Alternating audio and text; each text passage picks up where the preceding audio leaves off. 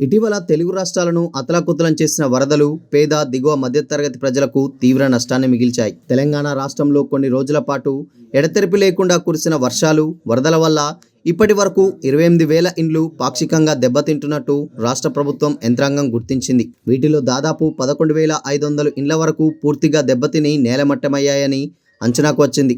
ఇండ్లు పూర్తిగా ధ్వంసమైన బాధితులందరికీ ఇందిరమ్మ ఇల్లు మంజూరు చేయాలని ప్రభుత్వం ప్రకటించింది. ఈ నేపథ్యంలోనే రాష్ట్ర హౌసింగ్ ఆఫీసర్లు గ్రామాల వారీగా ఇండ్లు కూలిన వాటి సమాచారం తెప్పించుకున్నారు.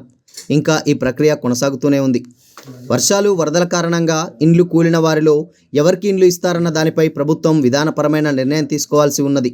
ఈ విషయమైన హౌసింగ్ అధికారులను సంప్రదిస్తే సర్కార్ నిర్ణయం తీసుకుంటే కానీ చెప్పలేమని అంటున్నారు.